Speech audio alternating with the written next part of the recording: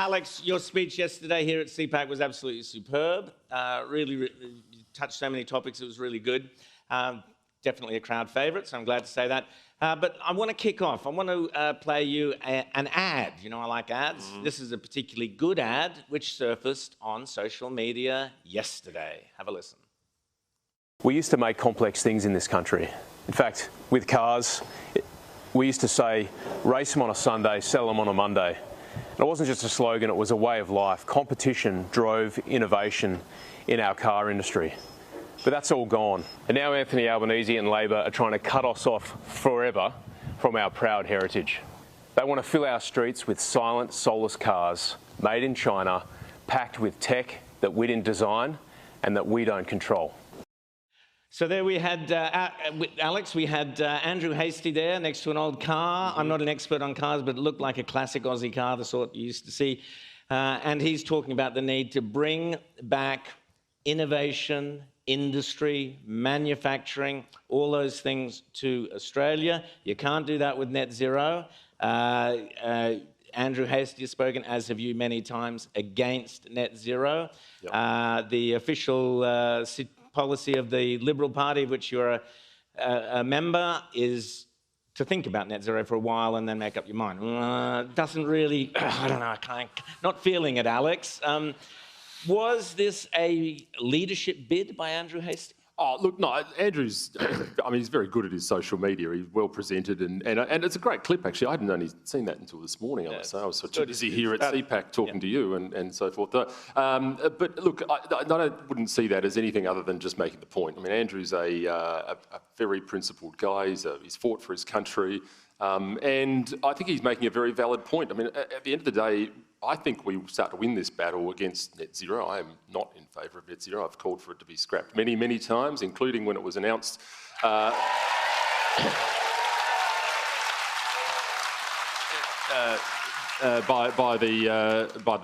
the 2022 election, I should say. So it's not news for me. But and one of the things I think that we do to keep people on that ride is making the connection between real world things and these ridiculous climate targets. I mean, this is the reality. We don't make anything in this country anymore. We don't make cars in South Australia, where I'm from. We had Holden, and I mean, look, you know, there are a variety of reasons as to why it went the way it did, but I can tell you there is no chance of building cars under current climate targets. So I think the point he makes is a very good one, and I think he's delivered it in a really good way. And I think there are many of us that are just yearning for the days when we made something here. I mean, we've got to make something. We're very vulnerable. James. Well, Alex, is this one of these things, you know, one of these issues, this idea of, you know, I remember when they stopped subsidizing the car makers here, and I remember when we gave that away, and I think a lot of people on our side of politics said, yeah, you know, free market, you know, all of this sort of stuff. And in a sense, it kind of threw us to the wolves, in a sense. Alex, do you think that there's, you know, I don't want to say that you want government industrial policy or subsidies, but as a way to reconnect ourselves in a dangerous world with, you know, things. If we get into strife globally, we can't retool our financial services industries. We can't get our baristas, you know, making bullets instead of flat whites. How do we, as a country, reset ourselves back to this idea of making things that are practical? Well, I mean, the first step to that is just getting rid of net zero and getting rid of those climate targets, the starting point. And I mean, I'd say the second thing is drilling, baby, drilling as well. So, you know, and look, that's the reality. The reality is cheap power equals all those things. And there is no reason why we shouldn't be a ring around this country. There shouldn't be a ring around this country where we just make and use everything, including all of our, you know, cars as we used to, but also our defence industry and pharmaceuticals. We don't have pharmaceuticals if they shut the borders on us.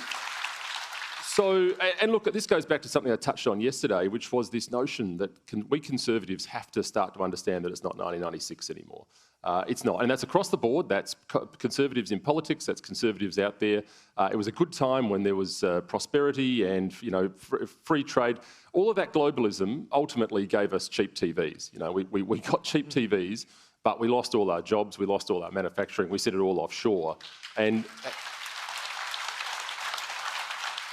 And that's not good for the country, and it's not good for Australia. And I mean, ultimately, if you want to boil it down, net zero is not Australia first, and it's never going to be. Because, Alex, when you look at the numbers, you know, our living standards have declined in the last few years faster than any other OECD nation. And it wouldn't just be the net zero and the climate, it would be the huge amounts of regulations that business have to deal with, industrial relations, environment, all of these things. You're right. Well, I hope you're not suggesting we don't need more DEI policies. No, I think we need more human resources officers in every city. We need an HR officer right here on the stage. This would be an extremely unacceptable panel. I think there'd be a lot of triggering, and I think we'd have to whiteboard. That's right. Yeah. That's right. Well, look, you're right. Can I say whiteboard?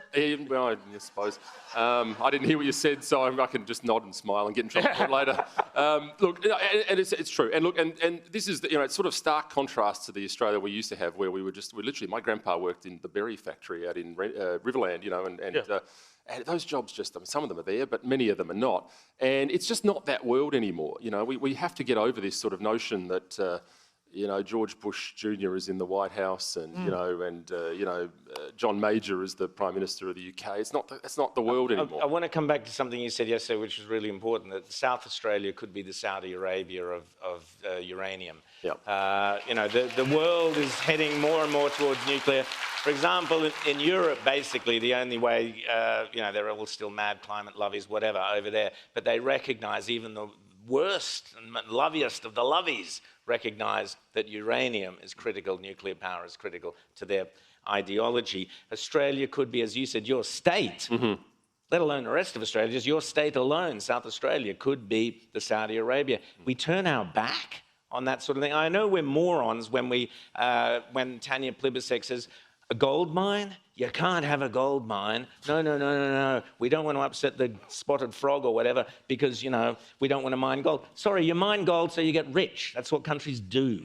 But uranium, it's sitting there. We could be the wealthiest nation on the planet. We could be doing all the things that Andrew talks about in his video. We could be manufacturing. We could genuinely be a superpower with uranium. We could. And look, and in fact, we could too with the energy we've got in this country generally. We've got coal in Queensland, we've got gas in South Australia as well, by the way. Uranium in South Australia, something like a third of the world's deposits, I think, of uranium. I get Plummer to correct me on that factoid that I just made up, but no, something like that. So don't worry about facts. That's right. It's not true reactionary. Anyway, so look, that is the truth. And look, the Scarce Royal Commission back in, I think, 2016 dealt with a lot of this stuff at the time, and it showed that not only as part of the nuclear fuel cycle of digging up uranium, using it and then storing it and taking it from other countries and storing it in there, the numbers that were being spoken about then in terms of sovereign wealth funds were, we're all just retiring after that. We're all just going to sit around and roll around in hungies and just, for a while and see how we go. So it's very real. There's no reason why we shouldn't be doing it except for all the things we've talked about, the regulation, the psychosis over this climate, nonsense. And this country should be richer than rich can be. And